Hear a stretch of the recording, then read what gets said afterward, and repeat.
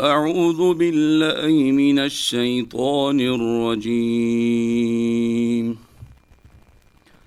بسم الله الرحمن الرحيم.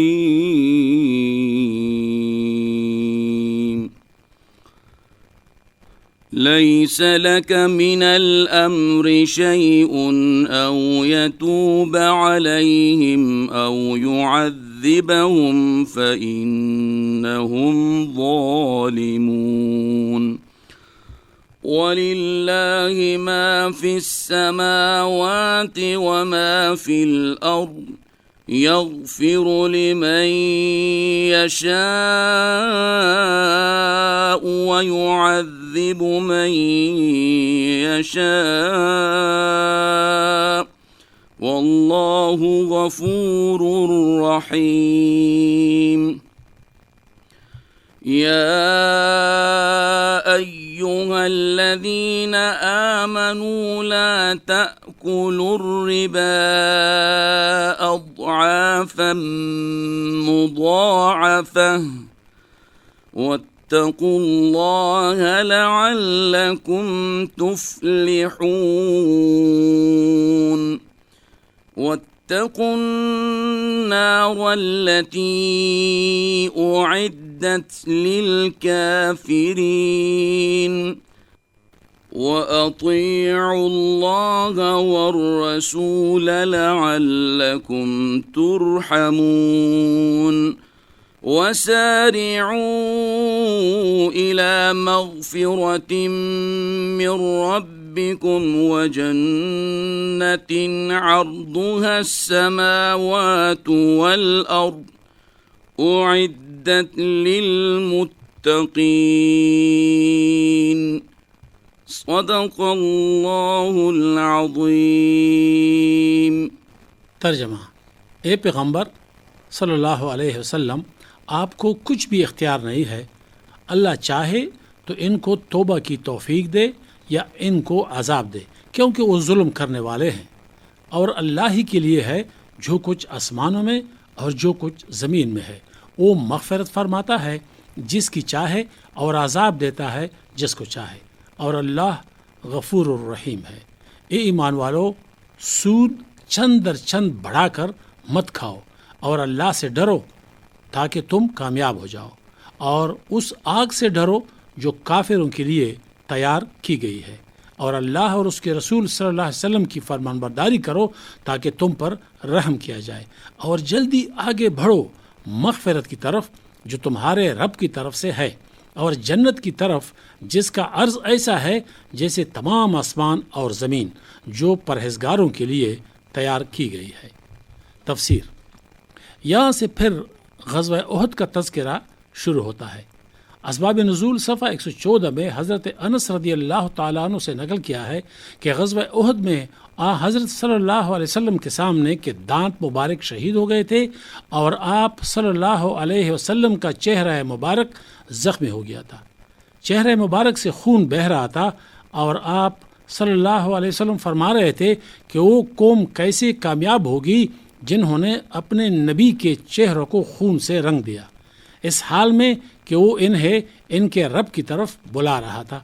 اس پر اللہ تعالیٰ نے لیس لک من الامر شیء نازل فرمائی، یعنی تمام امور اللہ تعالیٰ کی طرف مفوض ہیں اور سب کچھ اس کے قبضہ قدرت میں ہے. آپ صلی اللہ علیہ وسلم کو صبر کرنا چاہیے.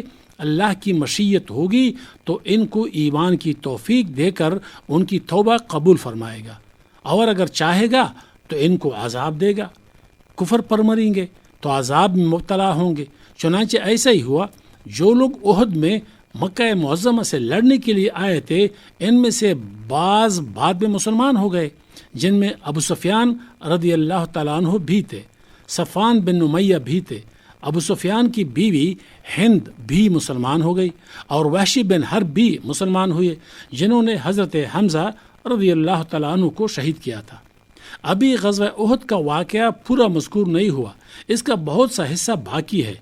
درمیان میں بعض گناہوں سے خصوصی طور پر بچنے کا حکم فرمایا، اور تقوی کا اور اللہ تعالیٰ اور اس کے رسول صلی اللہ علیہ وسلم کی اطاعت کا حکم فرمایا، اور بعض طاعات کی ترغیب دی، اور اہل اطاعت کے اخروی بدلہ کا تذکرہ فرمایا۔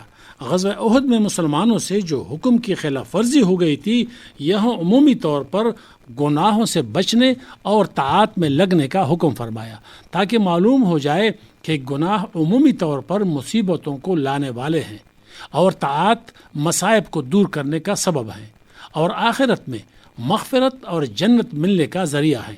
خاص کر سود لینے کی ممانعت فرمائی۔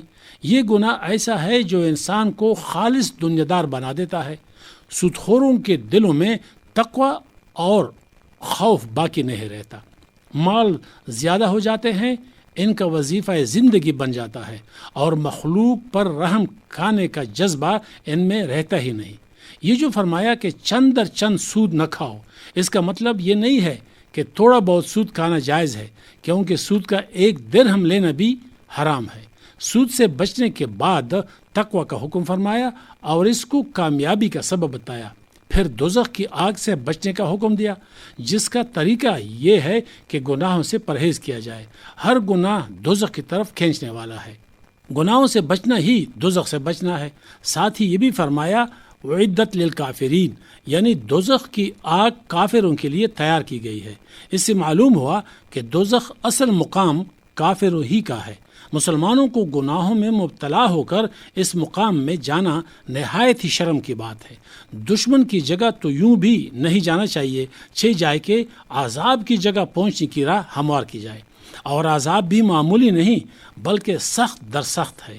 ان مومن بندوں کی حرص کریں جو جنت ہی کے کاموں میں لگے رہتے ہیں، اور جنت متقیوں کے لیے تیار کی گئی ہے، جیسا کہ انہی آیات کریمہ میں مذکور ہے۔